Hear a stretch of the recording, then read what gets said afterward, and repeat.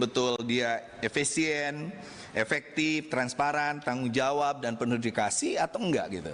Jadi saya minta ada semacam juru bicara dari kementerian ini yang menjelaskan itu. Satu itu. Yang kedua yang ditanyakan netizen secara keras itu adalah soal kalau memberikan peluang misalnya kepada penerbangan untuk mengisi, memanfaatkan pesawat kosong, lalu bagaimana nanti kita menentukan biaya dari penerbangan itu sendiri, apakah ada pengurangan dan sebagainya. Itu tidak mungkin dibahas di panja, Ketua, tetapi harus dijelaskan bagaimana rationing dari dua poin itu. Itu aja sebenarnya yang saya inginkan. Terima kasih. Ya, saya kira nanti kita tuangkan juga itu. Oke, di sini tentang satu poin nanti sebetulnya sudah dijawab ya. Sudah mempersilakan KPK aparat hukum untuk mengawasi. Jadi kalau kita tetap kita dengarkan netizen itu kita dengarkan, tetapi terus netizen maunya apa umpamanya? Kita milih yang mana gitu. Jadi kita tetap sudah memilih, tapi kita persilakan diawasi. Tapi ya juru bicaranya harus bisa menjawab, Pak Wamen. Nanti kalau nggak bisa menjawab, bulan-bulannya pakai Maman nanti ke kita, nanti ke Komisi 8 gitu. Nah, jubirnya harus DPR. Baik, kalau gitu kita mulai ya membuka draft kesimpulan. Kita perdalam saja di draft kesimpulan ini. Ayo ditayang.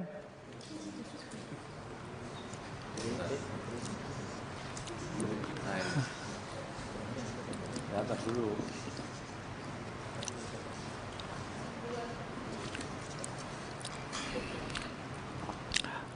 Ya, draft kesimpulan rapat kerja Komisi 8 DPR RI dengan Menteri Haji dan Umroh. Masa reses. Apa nih masa reses, masa persidangan apa maksudnya ini? Dilaksanakannya di masa reses, bukan di masa sidang. Masa reses, masa persidangan. Dari persidangan di masa reses, kalau begitu jangan masa reses, masa persidangan, apa? Kalimatnya yang bagaimana? Ya nanti diperbaiki, dicari dulu, berkonsultasi dengan ahli bahasa. Rapat kerja Komisi 8 DPR RI dengan Menteri Haji dan Umroh Republik Indonesia dengan agenda pembicaraan pendahuluan usulan biaya penyelenggaraan ibadah haji BPIH tahun 1447-2026 dan isu-isu aktual dapat disimpulkan beberapa hal sebagai berikut. 1. Komisi 8 DPR RI telah mendapat penjelasan dari Menteri Haji dan Umroh bahwa jumlah kuota haji Indonesia pada penyelenggaraan ibadah haji tahun 1447 Hijriah 2026 Masehi sebanyak 221.000. Berdasarkan tadi apa, berdasarkan apa tadi namanya? Bukan, pengumumannya di ehadnya itu, di ehadnya Saudi,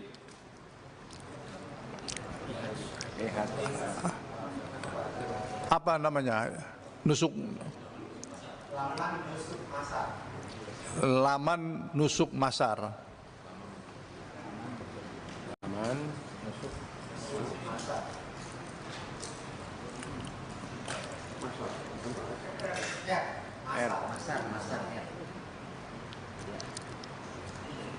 Tadi sudah ada ya, di bahan ini sudah ada.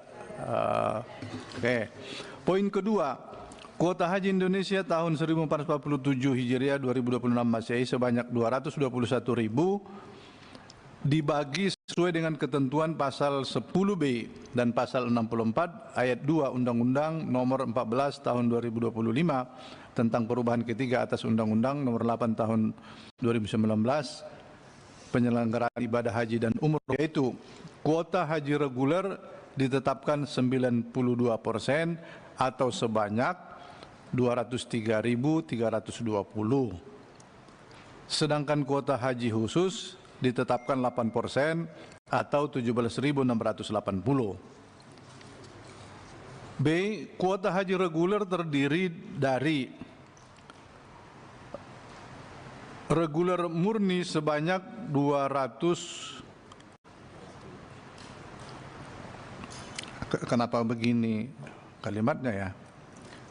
Kuota reguler 92%, Pak. kan 92%. 92% itu 223.000 itu dibagi lagi PHD 1050, kelompok bimbingan 685, menjadi reguler murni 201.000, begitu loh caranya. Jangan 201.000 terus ada lagi.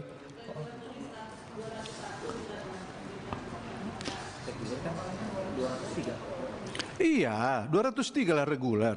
203 reguler terdiri dari menjadi petugas haji daerah 1050, kelompok bimbingan ibadah haji 685, reguler murni menjadi 201.000 gitu. Ya. Betul.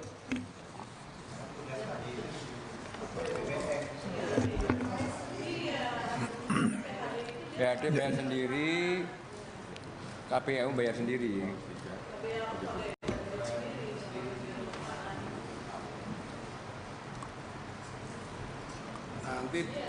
Nanti bayarnya double nanti.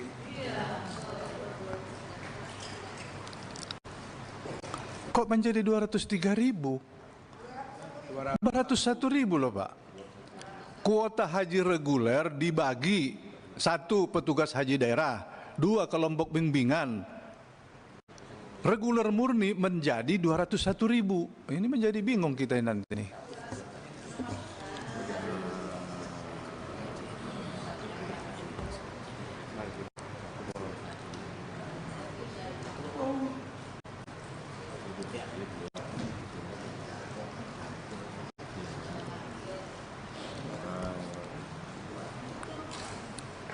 Sehingga tidak usah pakai sehingga yang bawahnya, Mas. Itu hilang. Itu hapus saja. 3. Pembagian dan penetapan kuota haji reguler untuk kuota haji provinsi sesuai dengan ketentuan pasal 13 ayat 2 huruf B Undang-Undang Nomor Tahun 14 didasarkan kepada proporsi jumlah daftar tunggu jamaah haji antar provinsi. Ketua, Ya. ini apa nggak sebaiknya disebut juga, karena ini menyangkut masalah kabupaten, provinsi dan kabupaten. Bukan, basisnya mereka provinsi, Pak. Bukan kabupaten. Basisnya provinsi. Yang mana? Ini penetapan ini. Berarti kabupaten nanti atur sendiri? Bukan, sesuai nanti akan sendirinya. Iya. Kenapa nggak ikut sertakan provinsi dan kabupaten kota? Nanti kuota tidak ada kabupaten. Proporsi itu kan provinsi. Berarti kabupaten nggak usah proporsi ya? Akan ikut sendirinya.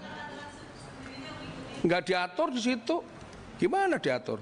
Nggak ada pendaftaran kabupaten kota. Nanti Pak Wahid itu diturunkan saja. Nanti kabupaten kota itu ya disesuaikan lagi dengan waiting list di kabupaten berapa kota daftar itu. tunggunya? Dengan data dasar pembagian di provinsi ini. Gitu. Ya setuju saya, setuju nggak apa-apa. Ditulis maksudnya. Maksudnya kenapa kalau ini nanti bisa kabupaten mengatur sendiri loh? Pak Wahid, di dalam Undang-Undang 14 tahun 2025 yang menentukan kabupaten kota itu sekarang pemerintah pusat, bukan lagi provinsi. Ya. Sekarang Kemenhaj yang ngatur. Bahkan rencana kami akan buka semuanya rumusan, jadi semuanya bisa ngawasin. Misalnya kalau kabupaten ini tiba-tiba bertambah 1, semua orang bisa masuk ke rumus, berarti ini salah gitu loh. Berarti ada yang curang gitu. Atau berkurang 1, kalau masuk rumus ternyata tidak sesuai, berarti ini ada yang curang, kira-kira begitu Pak Wahid. Kami akan buka seperti itu. Oke. Supaya ini menjadi catatan yang disampaikan Pak Wahid. Jangan nanti ada yang gaduh di kabupaten. Iya, permainannya masalah di kabupaten. Ya, Makanya kami buka Pak. kabupaten. Ya. Makanya datanya kami buka, rumusannya kami buka ke publik Pak semuanya. Jual beli itu tidak di provinsi. Iya, betul. Oke, lanjut ya. itu catatan kita. Lanjut poin 4, layanan akomodasi. Ini salah ini, bukan layanan akomodasi. Komisi 8 DPR telah mendapatkan penjelasan dari Menteri Haji dan Umroh mengenai usulan BPIH rata-rata. Langsung ke BPIH dulu, Pak tenaga ahli. Ini nomor 4. Ya, itu menjadi nomor 4. Kan berdasarkan itu ada biaya.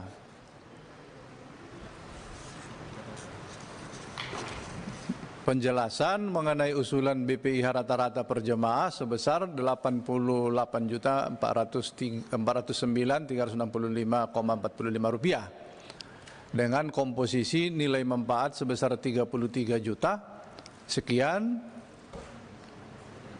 atau 38% dari BPIH serta besaran BP sejumlah 54 juta. Apa perlu kita sebutkan besaran BP tanggungan jamaah supaya jangan ini nanti BP? Ini masih usulan kan? Iya, masih usulan dia, masih usulan mereka. Jadi ini harus dikasih penjelasan ini usulan. Ya.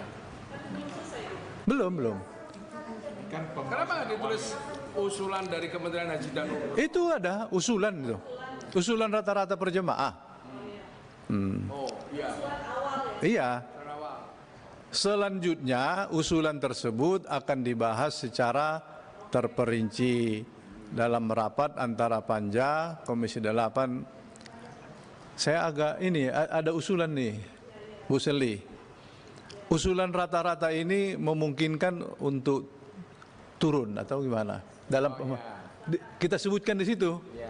Usulan pemerintah rata-rata pembiayaan haji ini memungkinkan diturunkan nanti di pembahasan Panja. Poin 5 berarti. Enggak, lanjut bisa, poin 5, poin tersendiri boleh. Tapi pimpinan, yang harus kita tanya juga ini kepada kementerian ini adalah apakah rasional misalnya dengan 88 juta, sementara pasti DPR menginginkan akan turun lagi. Seperti itu. Nah, maksud saya apakah ini sudah dikaji benar-benar? Saya perhitungan aja karena dampak dari inflasi dan lain sebagainya harus menjadi perhitungan juga.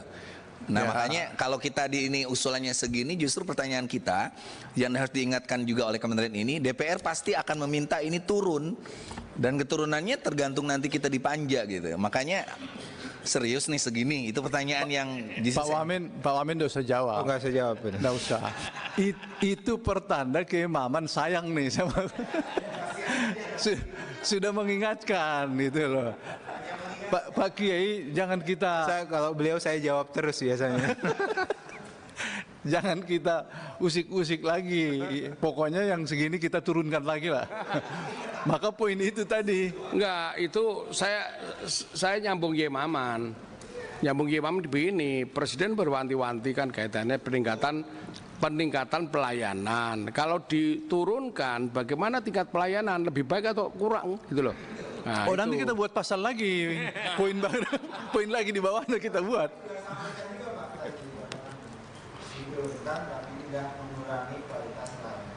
Ya, nanti kita buat pasalnya. Selanjutnya usulan rata-rata pemerintah tersebut memungkinkan untuk turun di pembahasan.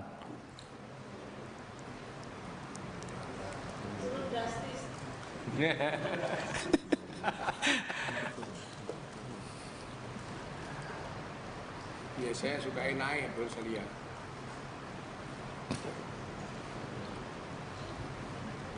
Ya, namanya pelayanan tidak berkurang.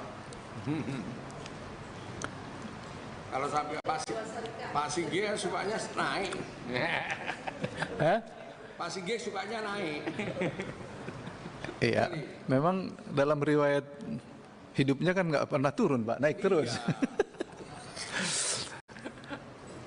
Saya ada usulan Pak Husni, tambahan satu lagi, kalau bisa disetujui ya. Besaran rata-rata BPIH 33 sekian juta ini akan ada perbedaan sesuai dengan embarkasi masing-masing. Hah? Oh nggak bisa. Kalau samakan mana mungkin. Oh tiket itu kan kewajiban jamaah. Terus ongkos dari Makassar dengan Medan kan berbeda. Ongkos Makassar dengan Medan kan berbeda. Ah. Selisihnya itu, yang pertanyaan saya kemarin, kan average. Selama ini kan selalu dibuat average oleh Kementerian Agama periode lalu. Sehingga selalu ada selisih setiap embarkasi. Yang sana kan marah, karena lebih mahal. Periodenya Kementerian Agama hari ini, Kementerian Haji yang hari ini ada selisih perbedaan antara Medan sampai dengan Papua. Harus sama sekarang. Nah, perbedaan selisih itu Marah nggak orang sana? Itu marah orang Arab. Itu gak gampang. Membayar selisihnya siapa? Oh nggak mungkin, itu tidak adil. Kita adil tadi di sisi aturan, terus ini kewajiban jamaah terus kita subsidi. Subsidinya besar loh. Uangnya dari mana? Kecuali Pak Daniel sebagai wamen ini ada cadangannya. Kalau dari nilai manfaat bukan, setuju dari Aptur. Tapi menutupi selisihnya ini siapa? Saya sondong begini, nanti Kementerian Haji ini buat simulasi lah. Jadi coba lihat itu simulasinya.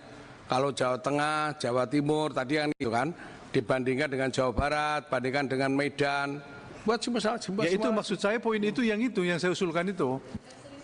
Selisih tadi itu maksudnya. Ya. Karena nanti setelah kita putuskan pasti ada yang protes. Kan sudah disebutkan rata-rata 88. Tapi nanti jatuhnya itu tidak 88. Apalagi nanti kalau sudah diakumulasi besaran Jawa Timur, Jawa Tengah itu dibanding Jawa Barat yang berkurang, itu nanti seperti berkurangnya Sumatera Utara. Itu akumulasinya itu bisa menjadi 105 juta atau 102 juta. Kalau sudah, karena dia lebih banyak, perkaliannya lebih banyak. Maka kami butuh poin itu supaya nanti kami tidak jadi bulan-bulanan. Rata-rata. Tetapi rata-rata, mana tadi besaran usulan rata-rata tersebut bukan memungkinkan. Akan terjadi perbedaan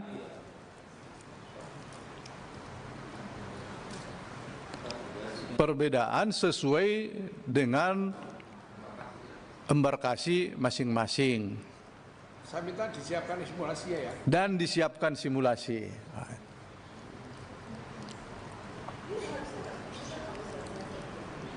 Memang kemarin ada Ibu Seli, ada Ibu Atalia minta disamakan. Tapi menutupi itu siapa? Kalau menutupinya dari nilai manfaat itu tidak mungkin. Kita berdosa lagi.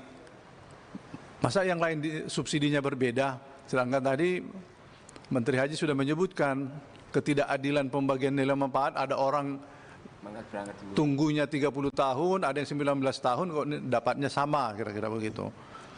Nah, haram nanti. Hah? Ya, hukumnya jadi haram. Jadi haram nanti.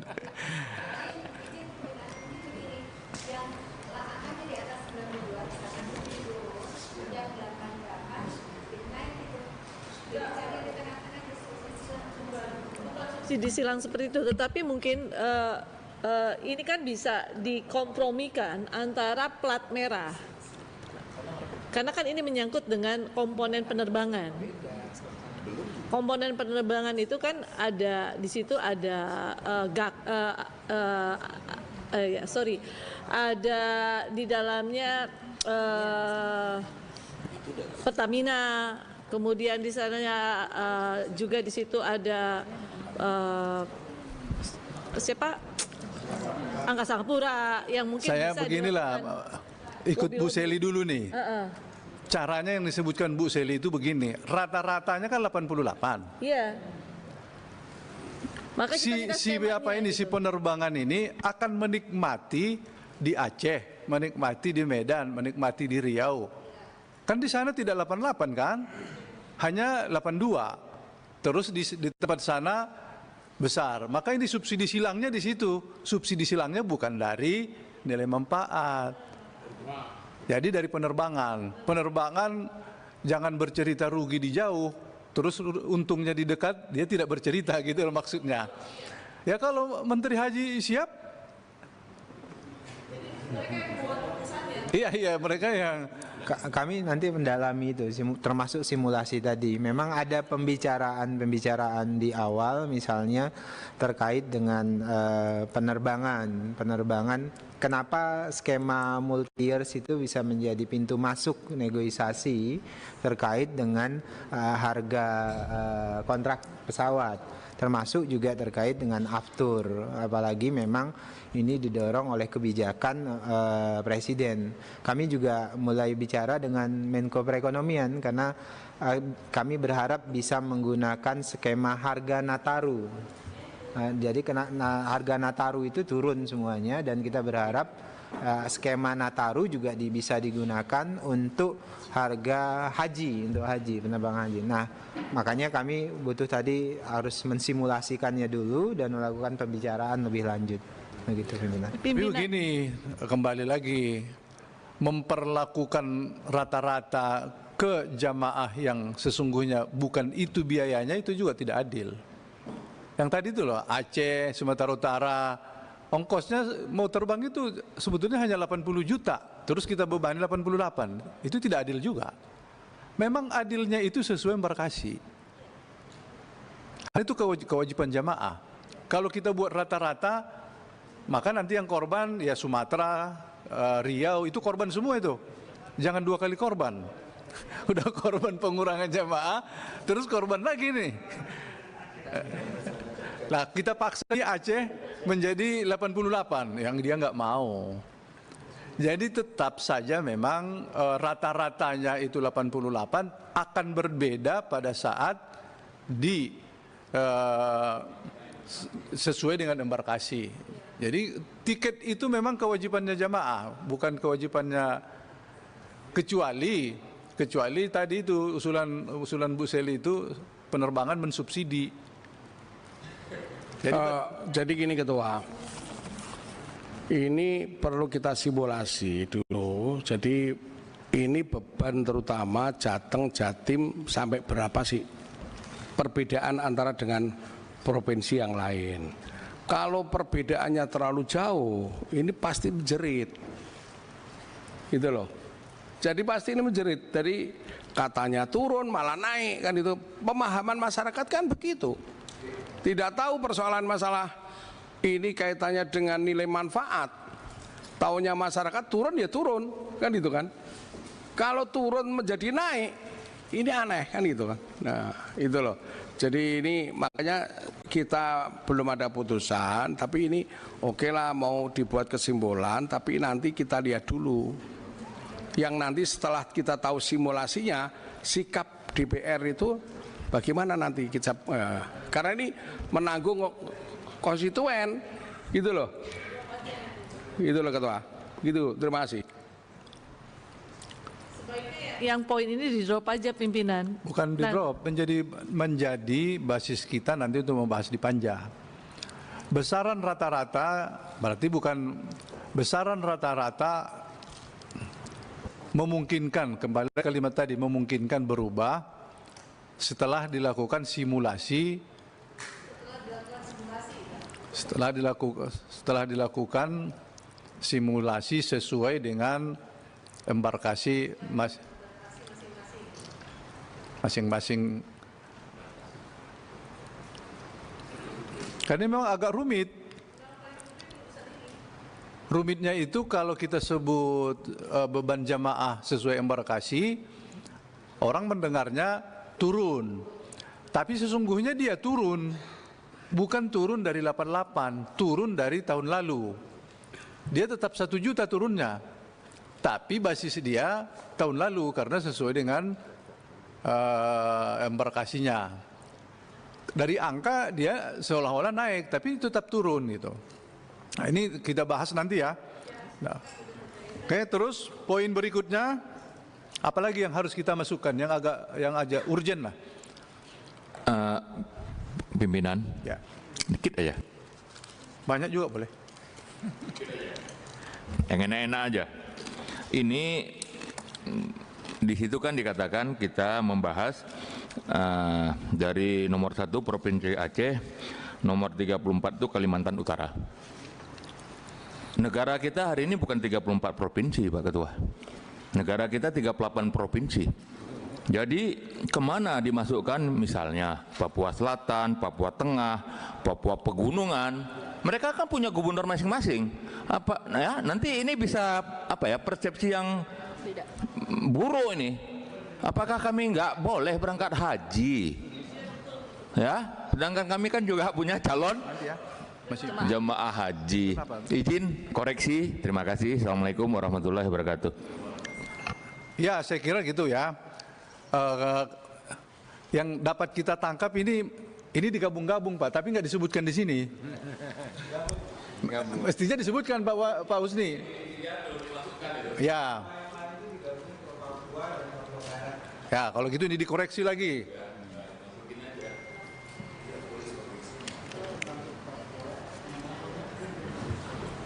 Pimpinan, kaitan dengan dokumen dan kontrak syarikah itu udah menjadi bagian belum? Belum, nanti poin terakhir mungkin kayaknya.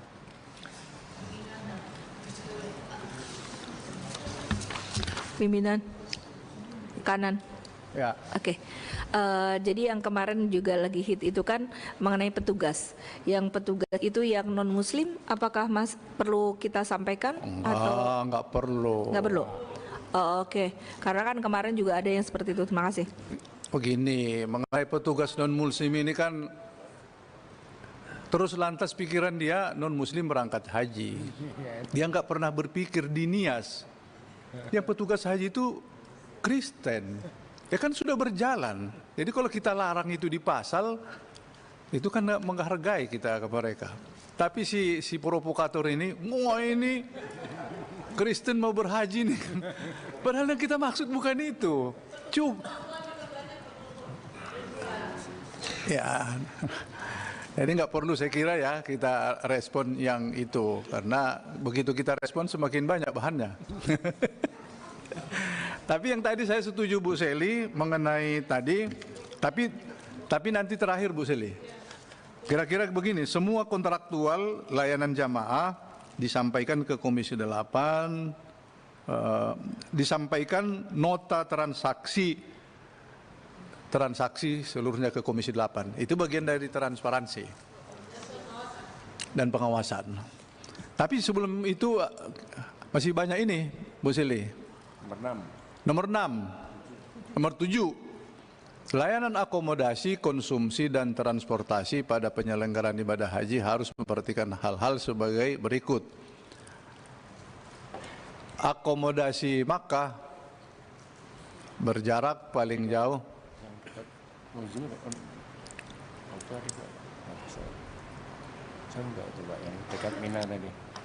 yang mana? Itu belum disebut di sini.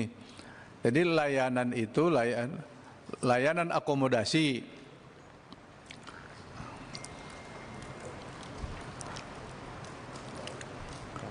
Tanah Hasil itu hotelnya paling jauh berapa Pak? Dari Haram ya? Kalau di mana? Yang Tanah Hasil kan harus tadi rencana Tanah Hasil. Begini, mengenai ini agak rumit membahas ini. Nanti aja lah. Itu banyak di atas tuh kita nggak boleh menyebut. Kalau kita sebut nanti ada orang berspekulasi langsung. Jangan. Nanti Tuh. di Arab. Tapi saya kira 4,5 kilometer ini cukup ya. Nggak mesti 2 kilometer. Kalau kilometer sudah. Kamu gaji ya? Ya. Kemudian sedangkan akomodasi di Madinah paling jauh. Kalau Madinah sudah nggak bisa di Markazia. Sudah terkunci lah Markazia. Atau selain itu sudah jauh. Jadi di kawasan Markazia saja. Atau 1 kilometer oke lah. Layanan konsumsi yang diberikan ke jamaah bercita rasa Nusantara. Bukan hanya bercita rasa Nusantara dan berbahan pokok Nusantara, berbahan pokok dan cita rasa Nusantara. Pokok dan cita rasa.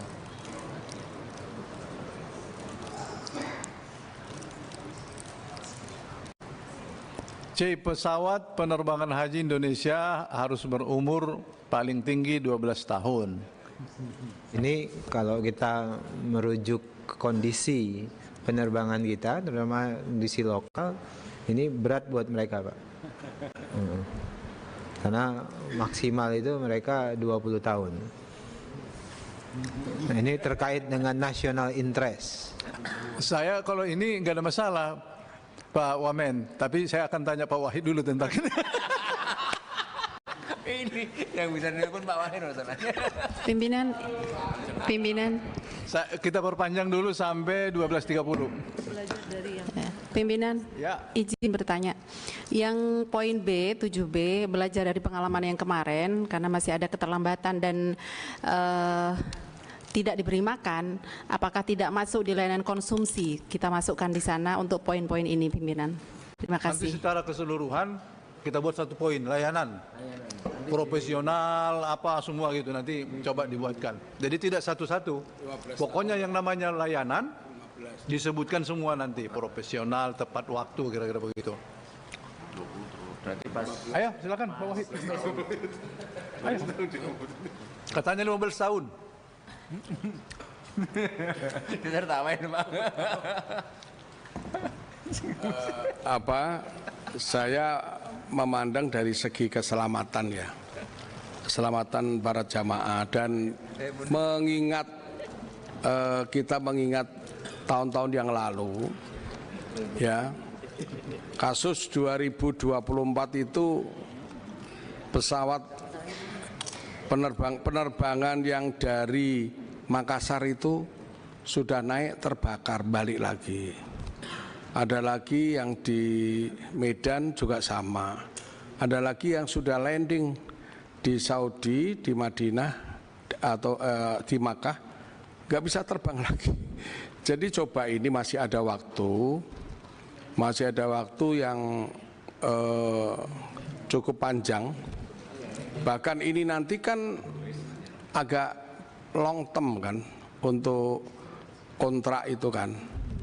Ini perlu diperhatikan, long term itu untuk kita punya waktu yang cukup panjang juga bisa untuk mencari pesawat yang meskipun tidak 12 tahun, umur paling tinggi 15 tahun lah itu. Kalau 20 tahun itu sudah pesawat itu kalau sudah ada berat 12 tahun itu menurut informasi dari teman-teman penerbangan perusahaan penerbangan itu sudah banyak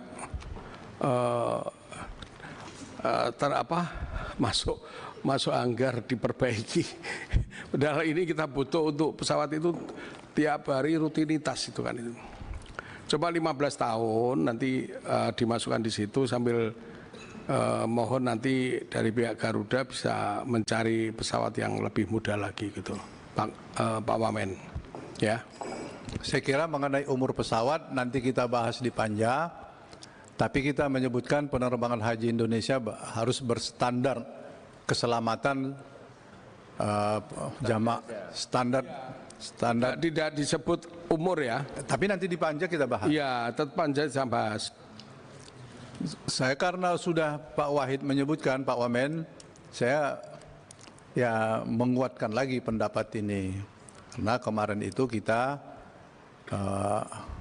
malu juga, terbakar, gagal terbang, terus begitu sampai di Jeddah.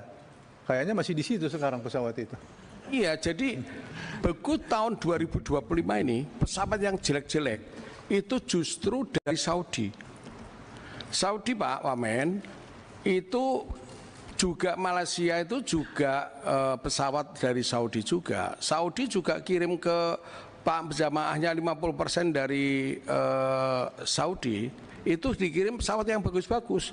Kenapa di Indonesia kirim pesawat yang jelek-jelek? Bahkan kemarin Malaysia kirim Saudi kirim ke sini pesawat yang kurang bagus.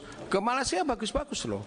Ini kesini malah nggak bagus Pak. Tahun 2025 ini catatan 2025 yang rusak, jelek, ya TV-nya nggak bisa diputar. Itu malah Saudi Airlines. Makanya ini kita teliti itu, ya gitu. Makasih. Izin pimpinan, saya barusan dikirimin pesan dari teman-teman yang mengurusi dengan Kemenhub. Memang kita bersepakat terkait dengan usia pesawat yang jauh lebih muda.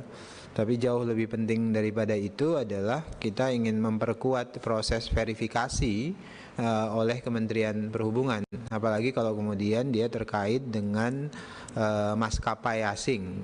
Nah, itulah sebabnya verifikasi dokumen teknis oleh DKPPU Kemenhub itu rencana armada yang akan dioperasikan itu harus layak terbang dan termaintenance. Jadi poinnya adalah saran kami di bagian ini, bagian pesawat selain catatannya itu adalah umur, catatan umumnya adalah memperkuat proses verifikasi lebih ketat oleh DKPPU Kementerian Perhubungan terkait dengan armada. Karena kan kelaikan terbang itu adalah wewenang dan otoritas dari DKPPU Kementerian Perhubungan. Ya, saya kira ya seperti itu, tapi jangan menjadi alasan kita itu wewenang Kemenhub. Terbukti dengan umur yang ditetapkan itu nyatanya itu yang baik-baik gitu. Yang kedua, sebetulnya saran juga kita menemukan layanan pesawat ini ternyata krunya sekaligus disewa. Jadi menyewa pesawat bersyarat kru semuanya ada di situ. Maka yang melayani jamaah kita itu roknya tinggi-tinggi. Hanya dibolehkan 2 orang saja Indonesia, yang lain itu tetap dia punya. Makanya sebetulnya berbasis Nusantara, apa berbasis benar. Oh, kita meninjau Pak. Kita kan meninjau. Ketua, makanya saya rasa usulan Pak Wamen bagus tuh di kesimpulan ini, bahwa pesawat penerbangan haji Indonesia itu harus berstandar ekonomi dan standar teknis, serta tambahkan tadi yang Ketua masukin, dan kru yang memenuhi standar syar'iyah. Bukan masalah syar'iyah, Kiai. Masalahnya tidak berani dia mau ke toilet karena melihat. Jadi harus Indonesia krunya, bukan masalah syariahnya. Sebagai orangnya juga harus Indonesia. Sebagai informasi, memang kru yang disyaratkan untuk maskapai asing dalam hal ini Saudi itu minimal 3 orang dari Indonesia. Ini yang terjadi Bu, yang Pak Wamen, maskapai Garuda semuanya kita. Yang terjadi itu bukan pesawat Saudi ya, pesawat kita loh. Oh ya, saya nggak pernah ketemu soalnya. Kalau ketemu, karena kita itu menyewa keluar, rupanya menyewa include dengan itu. Dia nggak mau disewa pesawatnya, harus dengan orang-orangnya. Lah, kita meninjau itu yang kurang pas lah. Penampilannya kurang, tentu jamaah kita dari kampung-kampung takut lah. Nah, kira-kira begitu. Ini nanti kita bahas ya. Lanjut. C-nya belum Pak. C-nya belum. Ya, berstandar dan berstandar keamanan internasional. Kalau internasional roknya harus tinggi.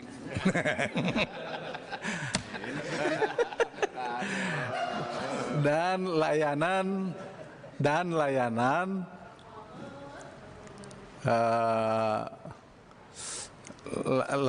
apa namanya, standar.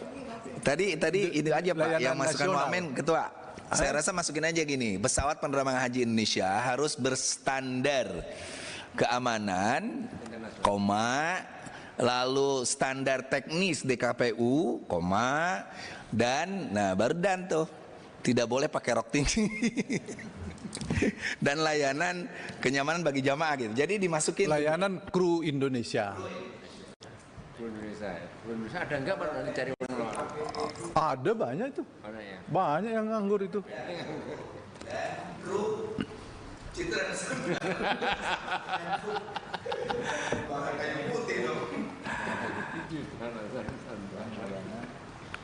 Dan layanan kenyamanan.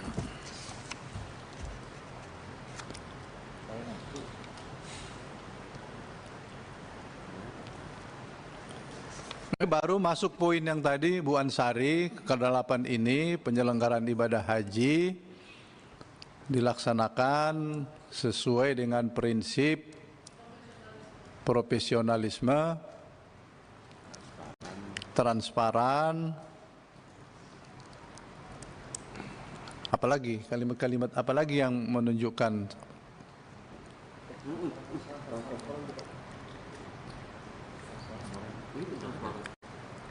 efektif, nyaman, dan dapat dipertanggungjawabkan. Transparannya yang belakang dihilangin.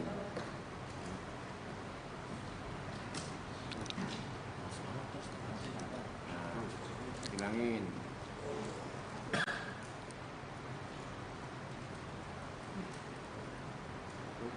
Cukup lah itu kok dalam udah dikasihnya.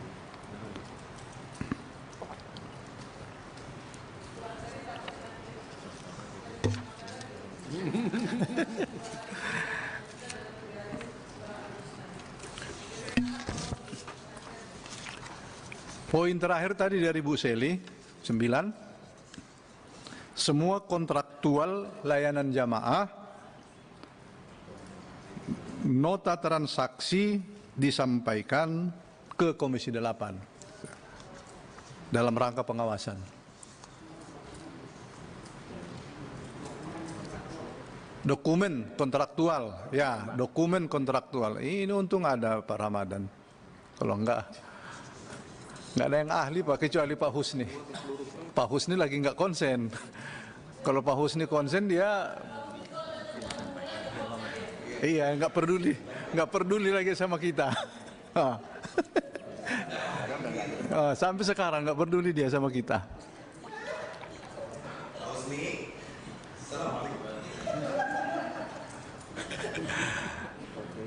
Sebagai apa tadi Bu Seli? Oke. Sudah 9 poin. Cukuplah. Cukup ya? Inilah nanti menjadi bahan kita dalam pembahasan di Panja. Kemarin kami ingin menyampaikan kembali kepada kita semua bahwa Panja, rapat internal Panja paling lama ditetapkan pada tanggal 30. 29 kita sudah selesai. Kalau bisa dipercepat, di tanggal 29 kita sudah umumkan. Draft yang tadi diselesaikan dulu, usulan Pak Husni harus dimasukkan provinsi yang lain itu. Diminta, setelah itu baru diprint. Pimpinan, ya, kira-kira bisa nggak ditambah untuk yang ke-10? Bisa. Yaitu ini, kita memberikan kepada 2 syarika itu agar memperbaiki pelayanannya untuk 2026 gitu. Oke, berarti nomor 9. Takutnya nanti apa sebagai ini aja. Nomor 9. Warning aja untuk 2027 nanti kalau dia bermasalah diganti gitu. Oh, sorry, ada yang terlupa. Terlupa mengenai layanan tadi. Kita baru sebut akomodasi, konsumsi, transportasi, armusna belum.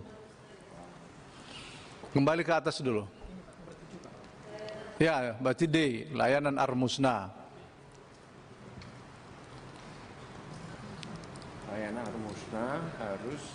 Layanan taruh di C aja, jadi layanan, baru pesawat terbang. Nah, cerdas nih Bu Ulan. Yang dari tadi. Memang ini nggak bisa, harus.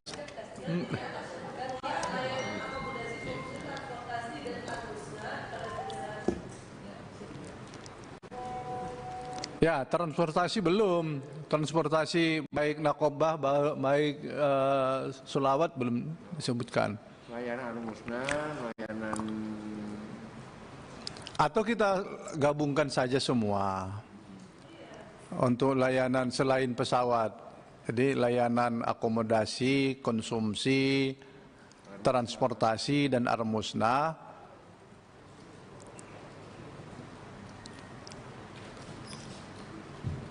Pak Tia, tadi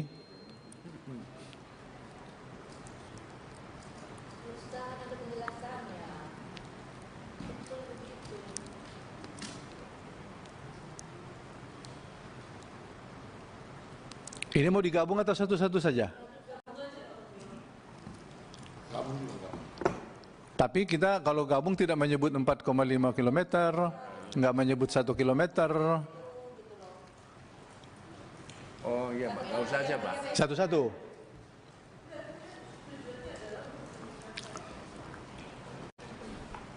Udah, kalau gitu transportasi saja.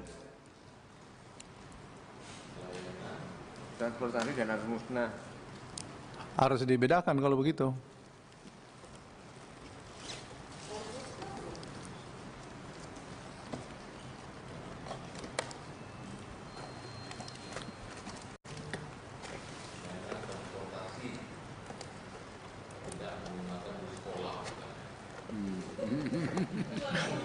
Ya, apa kalimatnya apa? Profesional aja. Transportasi. Bukan transportasi, bukan darat ya. Nakobah dan selawat.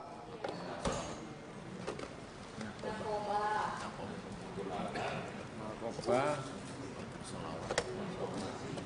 dan sholawat menggunakan transportasi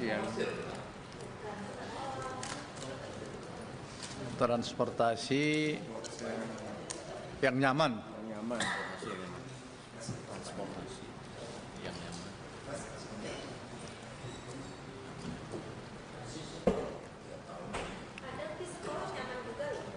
Kalau nyaman nggak apa-apa. Tapi kata Pak Husni dia menemukan tidak ada yang nyaman di sekolah.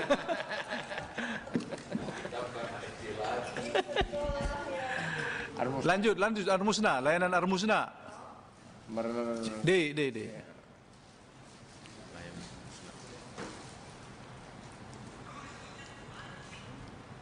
Harus lebih baik, profesional Pak.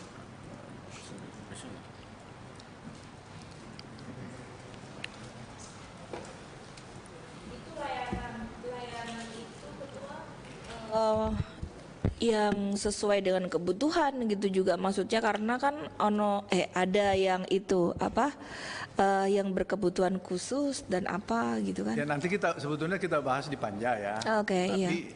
Poin inilah menjadi apa kita kesepakatan Iya. nanti kita tanya. Oke.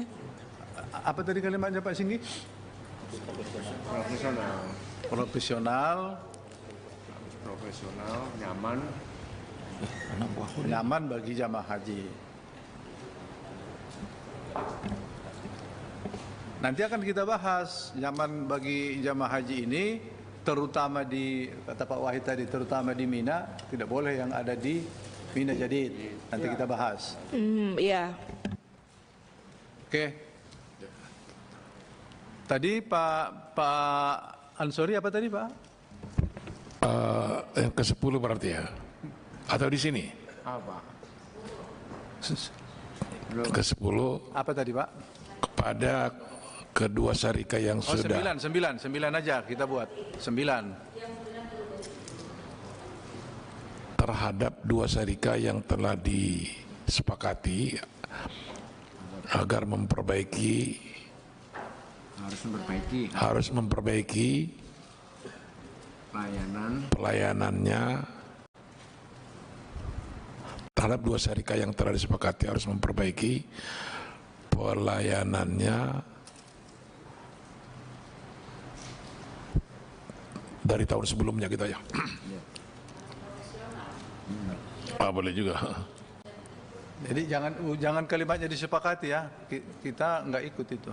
Jadi harus jelas yang telah disepakati oleh yang sudah dipilih Diputus. Iya. dan umroh harus begitu.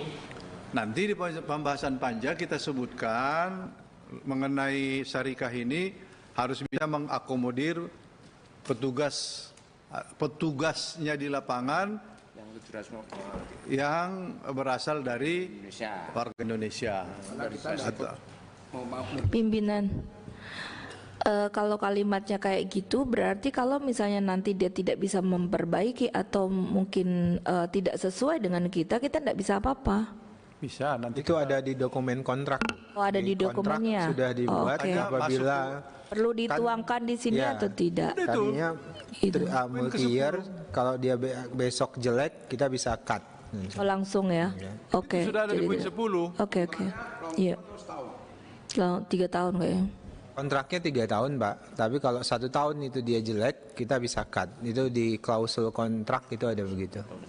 Evaluasi per tahun.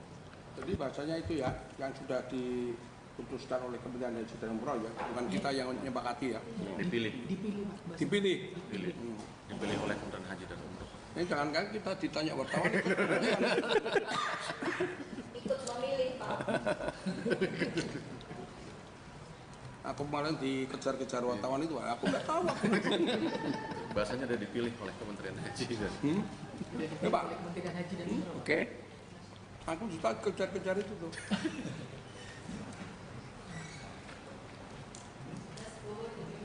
Udah cukup ya? Poin ke-10 itu semua dokumen kontraktual layanan jamaah dan bukan dan layanan jamaah, nota transaksi disampaikan ke Komisi 8 DPR RI sebagai bahan pengawasan. Cukup? Ada yang terlewatkan, terlupa? Papua Nanti Papua itu dimasukkan, tinggal memasukkan aja kan? Di nomor berapa? 26 menjadi Papua apa saja isinya?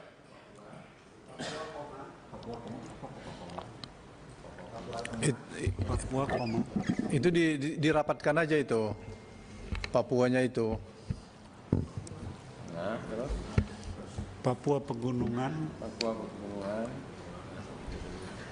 dan Papua Selatan dan Papua Selatan. Papua Selatan. Itu Papua. Papua. Tanya dulu Pak Usni. Disebut satu-satu atau satu ini? satu. Sebentar gini aja dulu, Pak. Nanti yang Sudah 38 belum tuh? Belum Pak, masih ada di bawah lagi Pak. Bawah lagi. Papua Barat. Yang gabung dengan Papua Barat. Yang gabung dengan Papua yang ini ya? Iya. Yang lainnya di Papua Barat. Ya, Pak. Oke, lihat yang Papua Barat. Bukan di situ. Begitu. Yang tergabung dengan Papua yang ini yang kita tulis tadi itu. 33. Ah, itu Papua Barat. Dan aja. Papua Barat Daya. Papua.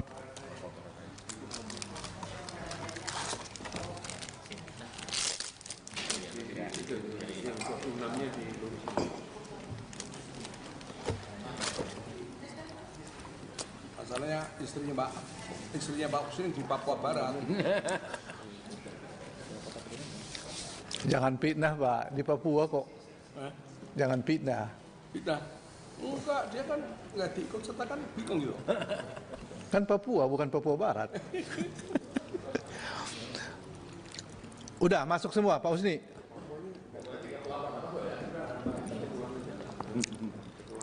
Betul lah, koreksinya betul.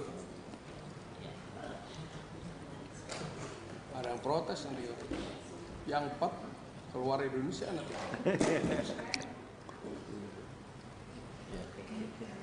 Oke ya. Mas. Udah? Cukup ya? Demikian kesimpulan kita. Saya tidak membacakan lagi karena kita sudah tongkrongi bersama secara cermat. Kita sudah baca kalimat per kalimat dan poin per poin.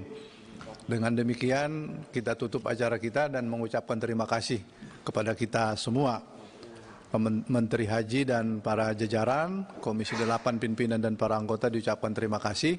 Setelah kita tutup rapat ini, nanti kita akan rapat panja. Rapat panja yang nanti kami berharap masih ada wakil menteri. Supaya nuansa kebatinan perubahan ini bisa ditularkan nanti ke yang lain-lain. Mari kita tutup rapat kita ini dengan ucapan hamdalah, alhamdulillahirabbil alamin. Sebelum kita bubar, ini di luar rapat, pengumuman saja.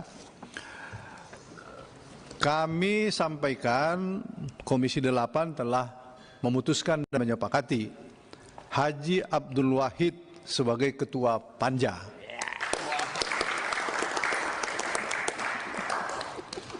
Dan seluruh anggota dan seluruh pimpinan masuk menjadi anggota Panja.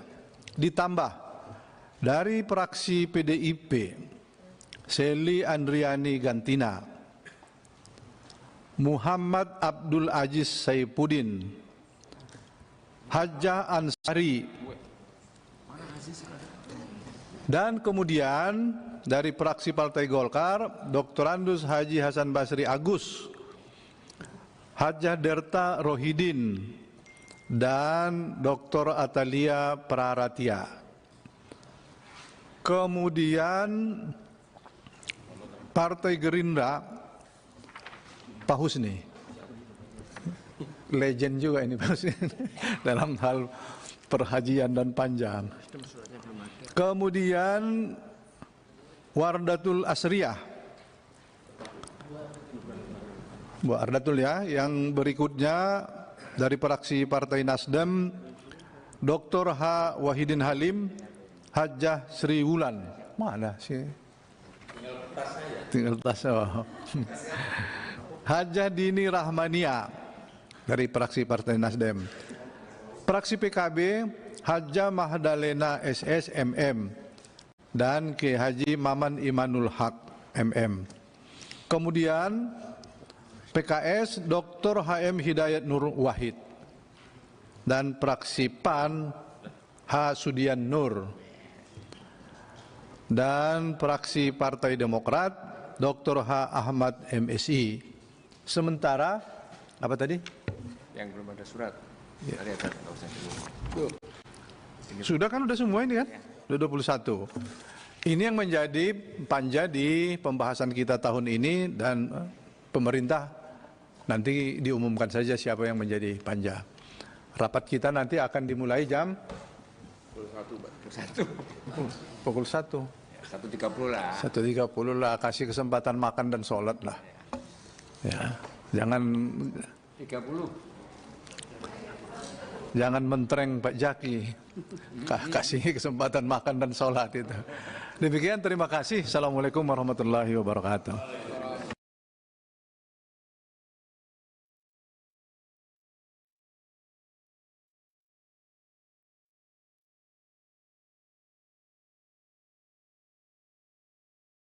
Dulu pemuda bersatu, menyatukan Indonesia dalam satu tekad yang abadi. Hari ini zaman bergerak cepat, dunia berubah, tapi semangat pemuda harus tetap menyala. Kalian adalah cahaya negeri ini. Harap batuk dan pilek mengganggu keluarga. Fix Formula 44. Legakan batuk tidak berdahak, tenggorokan gatal, pilek, dan bersin. Untuk rasa hangat di tenggorokan. Fix Formula 44. Oral-B, memilih sikat gigi yang tidak tepat bisa menyebabkan masalah plak. Pilih Oral-B Cross Action. Bulu sikatnya menjangkau ke dalam untuk mengangkat lebih banyak plak. Oral-B, pilihan kebersihan gigiku. Temukan rangkaian produk Oral-B di toko terdekat. Oke, saya akan jawab sedikit-sedikit aja ya. Yang bisa saya jawab, yang nggak bisa nggak akan saya jawab. Sebagian tertulis nanti. Dari PDIP, Pak Andreas menanyakan apakah ada macam-macam kan. Yang utama adalah apakah kita di-invest di meningkatkan efisiensi.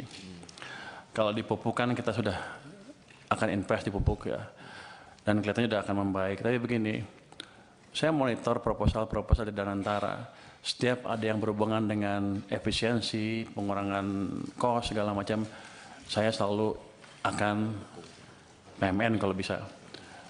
Tapi sampai sekarang juga proposalnya juga nggak terlalu jelas-jelas amat. Jadi kelihatannya nih arena Anda diskusi dengan Danantara semalam dijadikan ajang curcol Danantara ke Anda ya, untuk menekan saya kelihatannya. Nggak apa-apa. Yang jelas gini tadi, apakah untuk energi terbarukan ada dari Pak ini kan jangka panjang sekali kan. Kebetulan saya beberapa minggu terakhir rapat dengan Pak Presiden dan Menteri SDM, ada desain untuk membuat PLTS menggantikan listrik yang ada sekarang. Investasi cukup besar, bisa mungkin sekitar 75 miliar dolar kalau jadi. Tapi pada waktu diskusi pertama saya melihat cost-nya masih tinggi, masih 9 sen dolar per kWh. Saya bilang kalau gitu sih subsidi saya nambah. Tapi mereka sedang berusaha terus dan kemarin sudah ada berita bagus, pada saat sekarang harganya bisa 6 sen dolar per kWh. Saya bilang kalau itu betul, matangkan, kita kalau perlu PMN. Karena pada akhirnya akan hilang itu subsidi yang terlalu besar untuk listrik. Jadi kita nggak diam aja. Tadi Pak siapa lagi ya? Yang nanya tentang energi baru terbarukan. Jadi saya, Pak Primus ya. Jadi saya selalu amatin semua proposal yang beredar di kementerian itu, setiap termasuk Danantara ya, setiap ada yang bisa mengurangi biaya, kami akan ini secepatnya. Tapi kelemahan yang utama memang saya sadari juga di sini waktu ini saya kan baru minggu ketiga ya, yang nggak tahu semuanya sekaligus kan. Tapi saya tahu bahwa ketika mereka bilang ke saya, subsidi ditendang ke tahun depan pembayarannya, maksudnya? Kompensasi. Ya, kompensasi. Kalau subsidi kita bayar ya, yang kompensasi kita tendang ke tahun berikutnya. Maksudnya apa? Ada proses yang lama, ini itu. Kan saya juga pernah di private sector kan. Saya ngerti juga itu cost of capital untuk perusahaannya jadi tinggi. Tapi saya baru lihat beberapa, 1 minggu terakhir lah. Ke depan saya akan percepat. Jangan sampai kita telat bayar lagi. Kalau bisa sebulan langsung bayar. Kenapa? Karena uang saya juga nganggur di BI itu. Kalau gitu kan masuk ke sistem cepat, mestinya Danantara harusnya lebih cerdas lagi. Kalau ketika mood saya seperti itu, langsung dia ngadap saya, minta apa. Ini kan enggak, dia ngadap Anda langsung kan, bapak-bapak, ibu-ibu.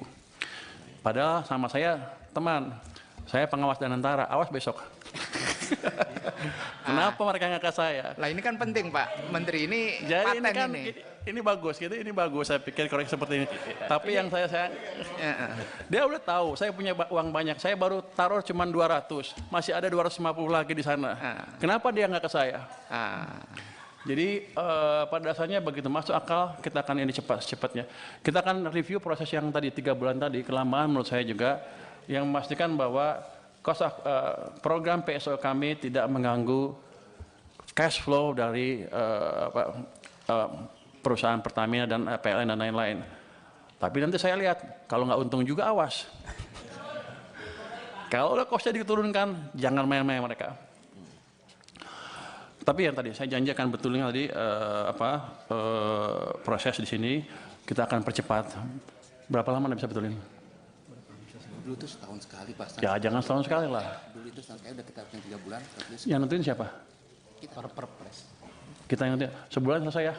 Sebulan selesai Pak. Nanti kalau enggak dia saya pindahin. Ini alhamdulillah ini kalau Menteri Keuangannya bergerak cepat begini nih Pak. Nah, Kita bersyukur ini Pak. Sebenarnya saya lagi mikir gimana ngeluarin uang itu, masih banyak di sana, masih numpuk. 200 triliun positif tanggapannya, tapi banyak yang ribut juga kan. Oh ini itu ya. Saya mesti cari tools yang lain. Jadi kalau tambah lagi daripada uang kita numpuk di sana, utangnya bunganya dibayar, impactnya ke ekonominya kurang. Saya nunggu sebenarnya penyaluran yang cepat apa. Makanya saya sisirkan tuh kementerian-kementerian. Saya ancam yang nggak bisa sampai Oktober nanti kalau Anda nggak bisa propose dengan clear seperti apa sampai akhir tahun, saya ambil uangnya. Nah kalau Danantara punya tagihan seperti ya langsung ngadap saya harusnya. Nanti saya tanya kalau rapat, saya sebagai apa? Pengawas dan antara. Awas ya kan. Terus tentang apa tepat sasaran apa enggak? Oh, satu lagi. Subsidi energi naik terus dari tahun ke tahun. Energinya kan, Pak, kalau itu utamanya BBM kan. BBM itu solar, diesel, itu impor. Banyak impor, Pak. Kita banyak impornya sampai puluhan miliar dolar setahun. Sudah berapa tahun kita mengalami hal tersebut? Sudah puluhan tahun kan. Kita pernah bangun kilang baru enggak? Enggak pernah. Sejak kritis sampai sekarang enggak pernah bangun kilang baru. Jadi nanti bapak-bapak kalau ibu-ibu ketemu dan antara lagi, minta Pertamina bangun kilang baru. Saya pernah, waktu saya di Maritim, saya pernah tekan mereka tahun 2018 untuk bangun kilang. Mereka janji mereka akan bangun 7 kilang baru dalam waktu 5 tahun. Sampai sekarang kan nggak ada satupun. Jadi Bapak tolong kontrol mereka juga. Dari saya kontrol, dari Bapak-Bapak juga kontrol. Karena kita rugi besar. Karena kita impor dari mana? Dari Singapura. Minyak, produk minyaknya. Pabrik pupuk juga. Jadi pada dasarnya kalau gitu sekarang saya bukan juru bayar saja. Saya akan masuk. Saya akan lihat mereka jalankan apa enggak proyek-proyek yang diusulkan. Kalau enggak kita potong uangnya juga, Pak. Saya kan pengawas, saya ganti aja dirutnya. Artinya timbal balik. Jadi ini saya pikir masukan yang bagus sekali dari DPR. Gimana caranya kita memproduksi, tadi Pak Khairul Imam juga memperbaiki alat-alat produksi, termasuk menyediakan alat produksi yang baru yang selama ini kita gagal membangun. Jadi kilang itu bukan kita nggak bisa bikin atau kita nggak bisa bikin proyeknya, cuman Pertaminanya males-malesan aja.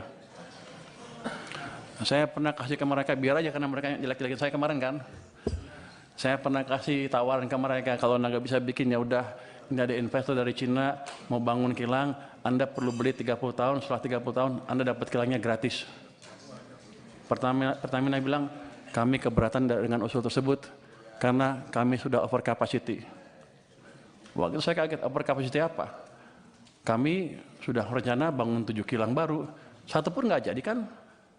Mereka bilang, iya tapi ke depan akan jadi, sampai sekarang nggak jadi. Yang ada malah beberapa dibakar kan. Jadi tolong dari parlemen juga mengontrol Pertamina untuk hal tersebut. Jadi kita kerjasama. Tujuan kita sama sebetulnya mengurangi subsidi dan membuat subsidi yang ada pun lebih murah dan tepat sasaran. Jadi untuk subsidi gimana nature-nya? Subsidi sebetulnya kalau bisa nggak subsidi kan. Cuman karena ekonomi kita tumbuhnya nggak cukup bagus, masyarakat yang paling bawah belum bisa bertahan ketika harus menghadapi harga pasar. Dikeluarkan itu subsidi supaya mereka bisa hidup terus dan agak sejahtera lah ke depan. Tapi kunci utamanya adalah menciptakan pertumbuhan ekonomi yang lebih cepat. Jadi kita akan mencoba meningkatkan kesejahteraan semuanya sehingga mereka semua kuat pada satu titik, nggak harus subsidi lagi. Jadi langkah itu ke depan menciptakan pertumbuhan ekonomi yang lebih cepat. Makanya saya setuju banget dengan ambisi Pak Prabowo untuk menciptakan pertumbuhan ekonomi 8%. Walaupun susah mungkin ke 8, tapi selama kita bergerak ke arah sana dan bukan ke arah bawah seperti sebelumnya, harusnya cita-cita lama-lama akan tercapai juga. Jadi saya mohon Komisi 11 mendukung saya dalam hal itu, bersama-sama menciptakan tadi pertumbuhan ekonomi yang lebih cepat. Terus untuk data gimana tepat sasarannya, itu kita punya DTSEN ya tadi ya. Ini sudah siap, sudah dipakai oleh Menteri Sosial ya, Kemensos, tapi belum dimanfaatkan oleh Menteri ESDM. Kami akan diskusi dengan mereka supaya mereka betul memakai data sen tersebut ke depan. Tapi sama juga, selama ini rupanya kita nggak bisa ngitung, nggak pernah monitor ya. Belum pernah survei dan sebagainya. Saya akan minta BPKP untuk mensurvei gimana pelaksanaan subsidi itu. Dan saya akan minta betul mereka jalankan, jadi kalau ada yang menyeleweng-nyeleweng, hati-hati aja nanti. Jadi selama ini rupanya belum dijalankan. Apa lagi?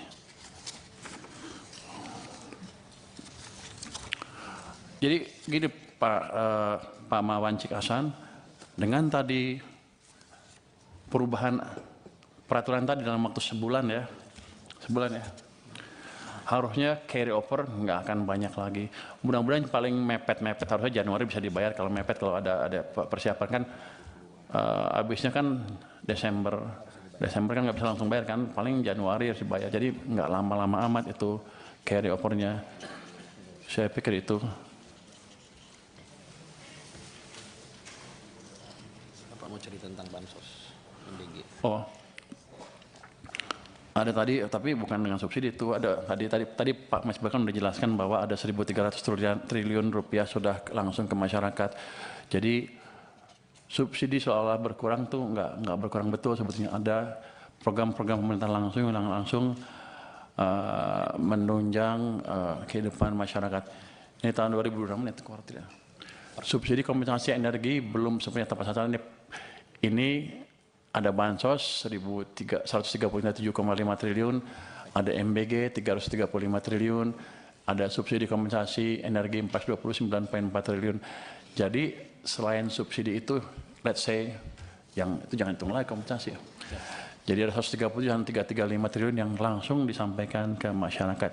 Nanti itu kalau yang atas tadi memang kurang, kita akan bisa tambah sesuai dengan kebutuhan. Jadi kami tidak pernah melupakan beban yang dihadapi oleh masyarakat, utamanya ketika ekonominya sulit seperti kemarin. Mudah-mudahan ke depan semuanya bisa membaik lagi.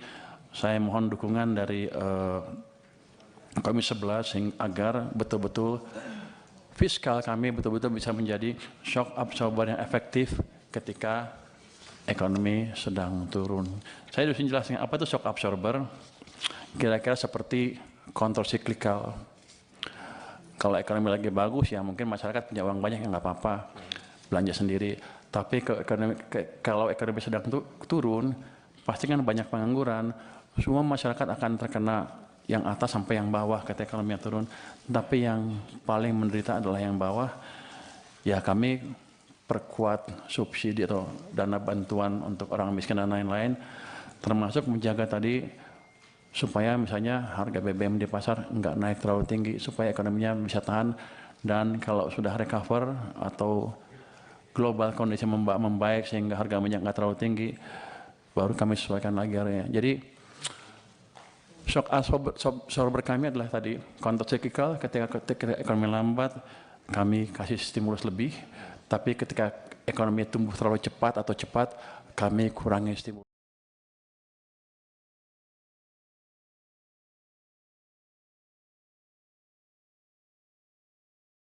Tadi paper terakhir menarik Pak datanya.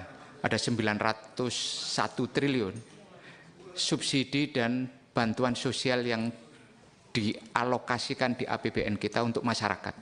901 triliun. Dan itu pesan yang sangat kuat, kehadiran negara untuk masyarakat. Itu juga berdasarkan bimbingan Komisi 11 juga sehingga kita bisa menyalurkan sebesar itu. Kalau dukungan nggak usah diragukan Pak. Kita akan selalu memberikan penguatan, dukungan selama itu untuk kepentingan masyarakat. Dan selama ini